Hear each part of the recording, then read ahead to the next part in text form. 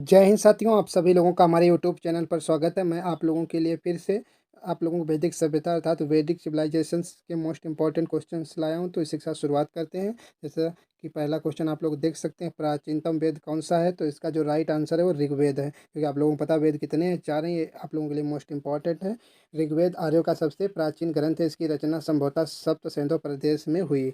अब ये आप लोगों के लिए इम्पोर्टेंट है। तो आपको पता है ऋग्वेद की रचना कहाँ हुई? सप्त सिंधु प्रदेश, सप्त सिंधु प्रदेश प्रदेश में। इसके वेदों का संकलन किसने किया था? तो आपका महर्षि कृष्णदेवराय को वेद व्यास कहते हैं। तो आप लोग शॉर्ट में पूछा जाए आपका ऋग्वेद के रचनाकार कौन है, तो आप इनको महर्षि कृष्णदेवराय या शॉर्ट में आप वेद व्यास। वेद की रचना किसने की? तो वेद व्यास जी, ऐसे आप कह सकते हैं। ऋग्वेद के काल के संबंध में विद्वानों में जो विद्वान उनमें मतभेद है, आप लोगों के लिए इम्पोर्टेंट रहेगा सबसे ज़्यादा, क्योंकि जो आपका जो ऋग्वेद है इसके काल में विद्वान जो भी हैं उनमें आपका मतभेद है। जैसे बाल गंगाधर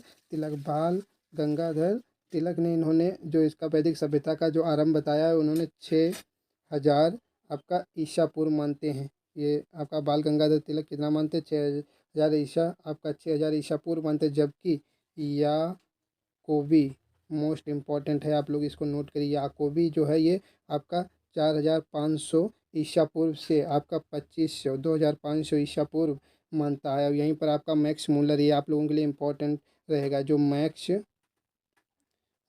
मूलर जो मैक्स मूलर हैं, मैक्स मूलर आप लोगों को ध्यान रखना। मैक्स मूलर का मत है कि ऋक संहिताओं का जो काल है वो आपका 1200 ईसा पूर्व से आपका 1000 ईसा पूर्व के बीच है। ये मैक्स मूलर का है। तो आप यहाँ पर देख सकते हैं वैदिक सभ्यता का जो आरंभ है इसमें भी विद्वानों में मतभेद है। तो ये आपका अलग अलग पूछा जा सकता है। याकोबी के अनुसार तो 4000 आपका 500 ईसा पूर्व, बाल गंगाधर तिलक के अनुसार 6000 ईसा पूर्व, और आपका अगर पूछा जाए मैक्स मूलर के अनुसार तो आप बताएंगे 1200 से आपका 1000 ईसा पूर्व, क्योंकि यह याकोबी वाला इंपॉर्टेंट है आपका 4500 ईसा पूर्व से 2500 या 2500 ईसा पूर्व के बीच। तो इसी के साथ हम देखते हैं नेक्स्ट नेक्स्ट क्वेश्चन हमारा, निम्नलिखित में से किस भारतीय पुरातन ग्रंथ में अपराध और अपराधी का जिक्र आता है? मोस्ट इम्पॉर्टेंट है।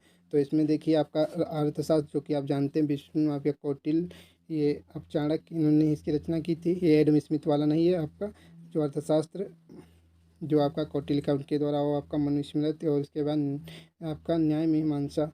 तो यहाँ पर आप न्याय मीमांसा तो आप जानते हैं न्याय किसका है? गौतम का। तो यहाँ देखिए इसका जो राइट आंसर होगा अपराध अपराधी का जिक्र उपयुक्त आपका सभी में तीनों में मिलता है। तो देखिए अर्थशास्त्र, मनुस्मृति और न्याय मीमांसा ग्रंथों में अपराध और अपराधी का जिक्र आता है। अर्थात जो आपका देखिएगा यहाँ पर अर्थशास्त्र कौटिल्य द्वारा रचित ग्रंथ है। इसमें राजा के कर्तव्य क्या बताए गए? राजा के कर्तव्य विस्तृत कर प्रणाली तथा सामाजिक स्थिति पर प्रकाश डाला गया है। मनुस्मृति जो है ये हिंदू धर्म का सबसे प्रधान ग्रंथ है। ये आपका ध्यान रखना है, क्योंकि जो आपका मनुस्मृति है हिंदू धर्म का सबसे प्रधान ग्रंथ है। और ऋग्वेद में मनु को मानव जाति का पिता कहा गया है। तो आप लोगों को ये ध्यान रखना, जो ऋग्वेद है इसमें जो मनु है, मनु को क्या कहा गया है? तो मानव मानव जाति का पिता, मानव जाति का पिता कहा गया है। और ऐसा हम नहीं कहते हैं, ऐसा किताबों में लिखा है। तो आप लोगों को अगर ये जानकारी अच्छी लगी हो तो हमारा YouTube channel like subscribe share जरूर करें, अपने दोस्तों में ज़रूर शेयर करें इसको। तो इसी के साथ हम देखते हैं नेक्स्ट नेक्स्ट क्वेश्चन हमारा है यहाँ पर, शतपथ ब्राह्मण और तैतरीय ब्राह्मण किसके ब्राह्मण मूल पाठ है? मोस्ट इंपॉर्टेंट है। आप लोगों का देखिए शतपथ ब्राह्मण और तैतरीय ब्राह्मण किसके ब्राह्मण मूल पाठ है? तो इसका जो राइट आंसर है वो है आपका Yajurveda, most important D option. देखिए वेद और उनके ब्राह्मण निम्नलिखित हैं। जैसे अगर आपका ऋग्वेद का पूछा जाए तो ऋग्वेद का आप बोलोगे एत रे ब्राह्मण, एतरे, और आपका कौशितकी कौशितकी कौशितकी, ये किसके हैं? ऋग्वेद के ही। यहीं पर आपका अगर पूछा जाए यजुर्वेद का, तो यजुर्वेद के दो हैं। आपका शुक्ल यजुर्वेद, इसका शतपथ है। देखिए जो शतपथ है किसका है? सात से याद रखिए, आपका शुक्ल शुक्ल यजुर्वेद का शतपथ है। और कृष्ण यजुर्वेद का आपका तैतरीय है। तो आपका कृष्ण कृष्ण यजुर्वेद का आपका तैतरीय ब्राह्मण है, और आपका शुक्ल का शतपथ ब्राह्मण है। और यहीं आपका सामवेद, तो ये आप लोगों के लिए इंपॉर्टेंट रहेगा। जो सामवेद है इसका आपका पंचविश ब्राह्मण जैमिनी है। पंचविश ब्राह्मण पंचविश ब्राह्मण आपका जैमिनी। और अथर्ववेद आपका गोपद ब्राह्मण, मोस्ट इंपॉर्टेंट है अथर्ववेद, क्योंकि जादू टोना इसी में मिलते हैं। जो अथर्ववेद इसका कौन सा है? गोपद ब्राह्मण, मोस्ट इंपॉर्टेंट, जादू टोना का इसी में सबसे हमारा नया यही आपका अथर्ववेद ही आपका ग्रंथ या वेद है।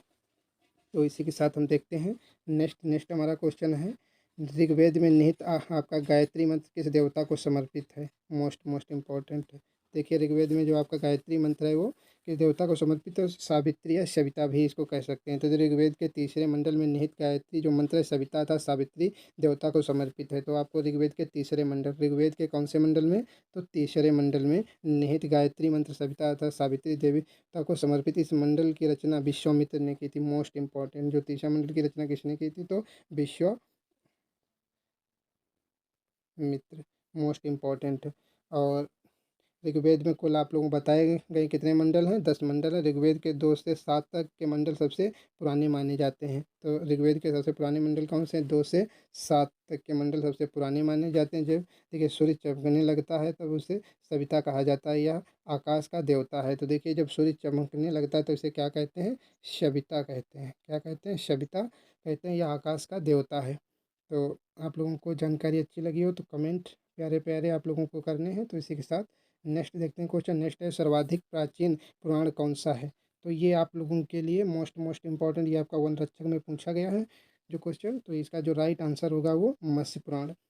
भारतीय ऐतिहासिक आपका कथाओं का सबसे अच्छा क्रमबद्ध आपका क्या विवरण पुराणों में मिलता है। इनकी संख्या कितनी पुराणों की, तो आप लोगों को ध्यान रखना कितनी, 18। पुराणों का शाब्दिक अर्थ है प्राचीन आख्यान एवं इसका संकलन महर्षि वेदव्यास ने किया है। तो पुराणों का भी संकलन किसने किया है, महर्षि वेदव्यास ने। इनमें से 5 आपका मत्स्य वायु, अब यहाँ पर ध्यान रखना जिनमें से 5 आपका मत्स्य वायु, मत्स्य जो लिखा है आपका वायु, विष्णु, विष्णु आपका ब्राह्म, ब्राह्म और आपका भागवत पुराण सबसे प्रमुख हैं। तो आप लोगों को ध्यान रखना मत्स्य वायु विष्णु ब्राह्म और भागवत पुराण सबसे क्या है, प्रमुख है। पुराणों में मत्स्य पुराण सबसे प्राचीन एवं आपका क्या है, प्रामाणिक है। और उसके बाद पुराण संभवतः 3री या 4वीं सदी में लिखे गए हैं। तो आपसे पूछा जाए पुराण, जो आपके पुराण हैं, ये जो पुराण हैं ये कब लिखे गए, तो आप 3री या फिर 4वीं सदी, 3री या 4वीं सदी में पुराण लिखे गए हैं। इसी के साथ हमारा नेक्स्ट और अंतिम क्वेश्चन है, निम्न में से कौन सा उपवेद नहीं है।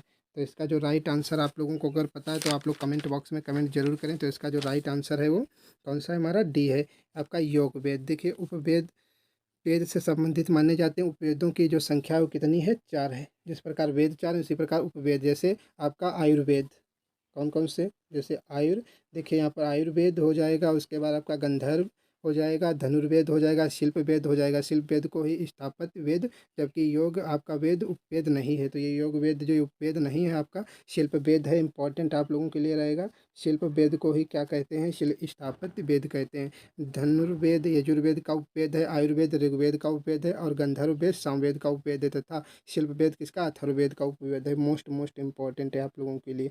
अगर ये जानकारी अच्छी लगी हो तो हमारा चैनल लाइक सब्सक्राइब शेयर करें। तो इसी के साथ वीडियो को समाप्त करते हैं। देखने के लिए धन्यवाद। जय हिंद, जय भारत।